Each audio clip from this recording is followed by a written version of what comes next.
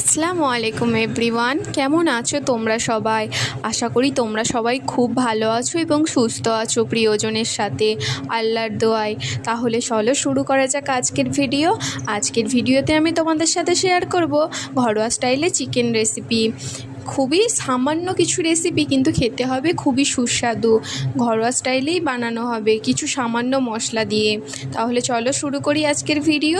প্রথমে কড়াই কিছুটা সর্ষের তেল দেবে, তার সঙ্গে দেবে কিছুটা পেঁয়াজ আর সঙ্গে দেবে দুটো তেজপাতা, দুটো কাঁচা লঙ্কা। পেঁয়াজটা হালকা ব্রাউন কালার হয়ে গেলে দিয়ে দেবে ধুয়ে রাখা চিকেনটা দেবার পর লবণ কিন্তু দেবে না, পেঁয়াজটার সাথে চিকেনটা কিছুটা ভেজে ভেজে নেবে।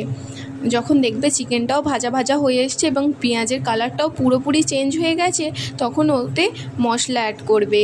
মশলার মধ্যে যেমন দেবে লবণ, হলুদ গুঁড়ো, লঙ্কার গুঁড়ো, ধনে গুঁড়ো, জিরে গুঁড়ো দিয়ে সামান্য কিছু জল দিয়ে আবার ওটাকে ভালোভাবে কষাতে থাকবে। দেখবে যখন কষিয়ে মানে মশলাটা চিকেনের গায়ে লেগে গেছে, তখন তাতে অ্যাড করবে টমেটো কুচি দেওয়ার পর আবার কিছুটা কষিয়ে নেবে। কষিয়ে দেখবে যখন তেলটা ছেড়ে এসেছে, তখন দেখো তো আমার চিকেনের কালারটা কেমন এসেছে। প্লিজ আমায় কমেন্ট করে জানিও কেমন এসেছে কালারটা। এবার তার মধ্যে অ্যাড করবে ভেজে রাখা আলুগুলো। আমার আলুগুলো আজকে দেখো একটু পুড়ে গেছে। তারপর আলু আর চিকেনটা ভালোভাবে কষিয়ে নেবে। একটা কথা মাথায় রাখবে, মাংস যত বেশি কষানো হবে খেতে কিন্তু তত বেশি টেস্টি হবে। এবার আলু আর চিকেনটা ভালোভাবে কষিয়ে নেবার পর তাতে অ্যাড করবে কিছুটা ধনেপাতা কুচি। এবার ধনেপাতা কুচি দিয়ে দেবার পর আবার কিছুটা কষিয়ে দিয়ে তাতে অ্যাড করে দেবে পরিমাণ মতো জল দিয়ে দেবার পর আর কিছু দিতে হবে না, সামান্য গরম মশলা দিয়ে দিলেই তৈরি আমাদের ঘরোয়া স্টাইলে চিকেন কারি। আমাকে অবশ্যই কমেন্ট করে জানিও আজকের রেসিপিটা কেমন লাগলো তোমাদের।